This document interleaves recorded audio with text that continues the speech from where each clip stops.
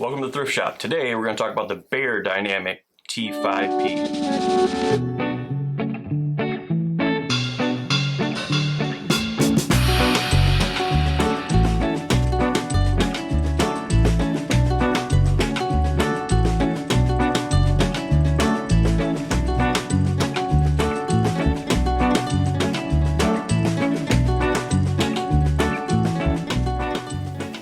So today I got the Beyerdynamic T5P second generation headphone, and I think this is absolutely amazing.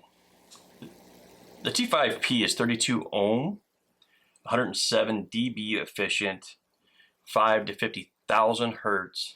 It is a dynamic driver headphone. These are very easy to drive at 32 ohms, 107 dB efficient.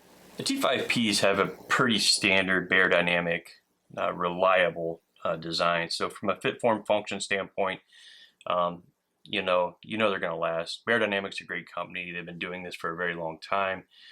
These are light. They feel good. Everything about them feels like a high quality product worth its money. I do believe the T5P and the T1 were around $1,000, $750 to $1,000. I'm not sure. But you can get these on eBay for a very good value. I think I got mine at nearly 70% off of retail price. So sometimes going used is good. So why would anybody want an older Beyerdynamic T5 headphone? Since I started listening to headphones, I really have moved away from dynamic driver headphones into the planar diaphragm arena. I do think that the speed and the attack of planars are well worth moving up to kind of that technology, and that dynamic drivers just can't keep up with planar drivers. So for me, I've been going the planar direction, and I stumbled upon this, so I wanted to take a listen, and I was totally blown away. Totally blown away. I think this is the first dynamic headphone that delivers nearly the same speed and attack of a planar headphone, and yet delivers the full frequency response. So you're getting sub bass, you're getting bass. This is absolutely amazing.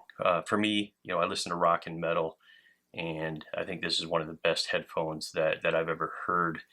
It seems like every headphone can do one thing better. The Gold Planar GL2000 is a detail monster. You pick another headphone, you might be getting more bass. The HE6SE, that is a powerhouse monster. It can do a lot of things, sound staging. But this is just a good, well-rounded headphone. I never thought that a dynamic driver headphone could sound this good, literally. So the one thing that I tried to do with this is pad roll.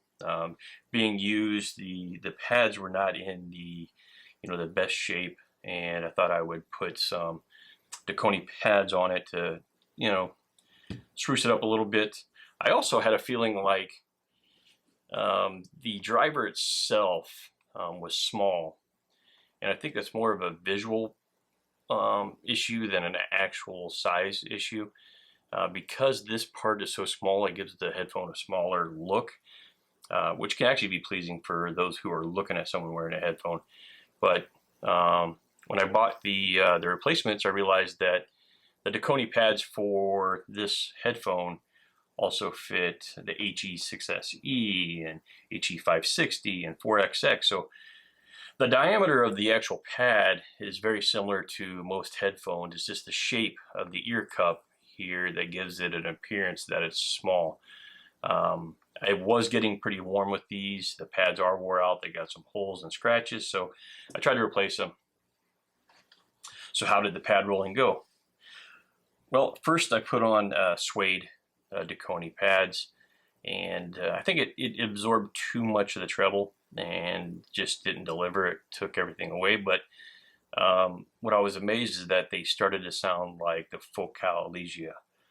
Since I have them, I could do it side by side, and I was blown away of how similar this sounds to the Focaligia doing a pad swap.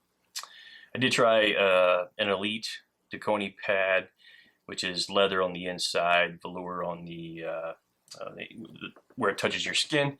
And the same thing is true there, although those worked a little bit better than the suede pads. So in looking at the actual pad, the original, there is a ring, and these are very hard to change, by the way. There is a ring that this fits into, and then it fits into the ear cup. Some of the other Beyerdynamics, it just goes around this part of the headphone right here. But here you have an actual ring that snaps in. That does have an O-ring. What I really found interesting is the inside of these pads is really hard.